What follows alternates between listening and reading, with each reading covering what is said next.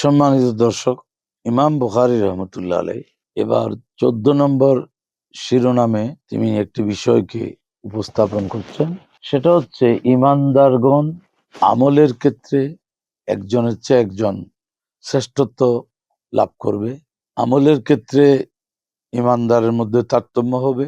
এই বিষয়টি আমলের পরিমাণ, আমলের একাগ্রতা, আমলের ক্ষেত্র, সময় ইত্যাদি ইত্যাদি কারণে আমলের যে ফজিলত সেগুলো বৃদ্ধিপ্রাপ্ত হয়ে ইমানদার আমলের ক্ষেত্রে তাদের যে শ্রেষ্ঠত্ব একে অপরের উপর, সেই বিষয়টি একটা অনুমোদিত বিষয়।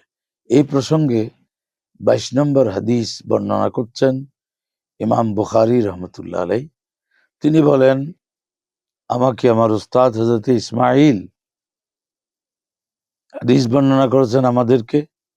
তিনি বলেন, আমাকে ইমাম মালিক আমর ইবনে ইয়াহইয়া মাজেনী থেকে, তিনি তার পিতা থেকে, তিনি হযরতে আবু সঈদ খুদরী রাদিয়াল্লাহু আনহু থেকে, আর হযরতে আবু সঈদ খুদরী রাদিয়াল্লাহু আনহু নবী করিম রউফ রহিম সৈয়দ আলম সাল্লাল্লাহু আলাইহি ওয়াসাল্লাম থেকে হাদিস বর্ণনা করছেন।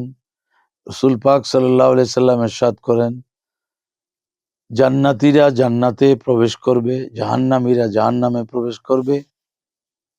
এরপর মহান আল্লাহ তাআলা ঘোষণা দেবেন ফেরেশতাদের উদ্দেশ্যে যে জাহান্নাম থেকে তোমরা তাদেরকে বের করো যাদের হৃদয়ে সরিষা দানার সমান ঈমান আছে। তখন ওদেরকে সেখান থেকে বের করা হবে, জাহান্নাম থেকে, এই অবস্থায় যে এরা জলে ফুরে কালো হয়ে গেছে। অতঃপর তাদেরকে নাহরুল হায়া বা নাহরুল হায়াত, এখানে শব্দ কি হায়া বলেছেন না হায়াত বলেছেন, এই নিয়ে বর্ণনাকারী সন্দিহান। এটা ইমাম মালিক এই ক্ষেত্রে সন্দেহ পোষণ করেছেন যে শব্দ কি হায়া না হায়াত, দুইটাই কিন্তু এখানে সমীচীন। তখন হবে, অর্থ হবে কি, তাদেরকে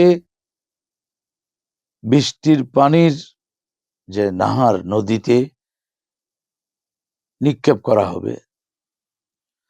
আর যদি হায়াত হয় তো মানুষের জীবন লাভের যে পানি, সেই নদীতে তাদেরকে নিক্ষিপ্ত করা হবে। তখন তারা সেখান থেকে সজীব হয়ে উঠবে, যেভাবে নদীর ধারে ঘাসের বীজগুলো খুব সজীবভাবে হয়, যেহেতু সেখানে যথেষ্ট পরিমাণ পানি থাকে, সজীব হওয়ার উপায় উপকরণগুলো বিদ্যমান থাকে। অতঃপর বলছেন, তুমি কি দেখছো না যে এগুলো একেবারে কিরকম হলুদ বর্ণ হয়ে খুব ঘন হয়ে সেগুলো জেগে ওঠে। হযরতে ওয়াহিব ইবনে খালেদ রাদিয়াল্লাহু আনহু বলেন যে হযরতে আমর ইবনে ইয়াহইয়া মাজেনী আমাদেরকে হাদিস বয়ান করার সময় হায়া শব্দের পরিবর্তে হায়াত শব্দ উল্লেখ করেছেন। অর্থগত দিক দিয়ে কোনো সমস্যা নেই, এবং যেখানে সরিষার দানা পরিমাণ শব্দ, সে স্থলে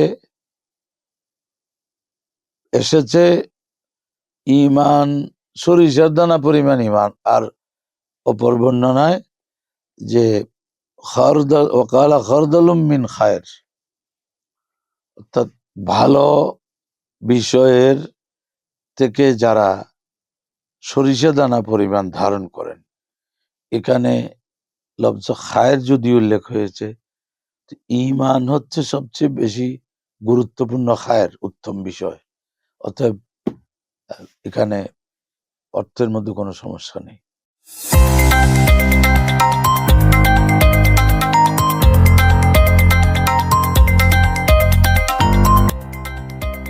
সত্যের সন্ধানে নির্ভীক, P News TV।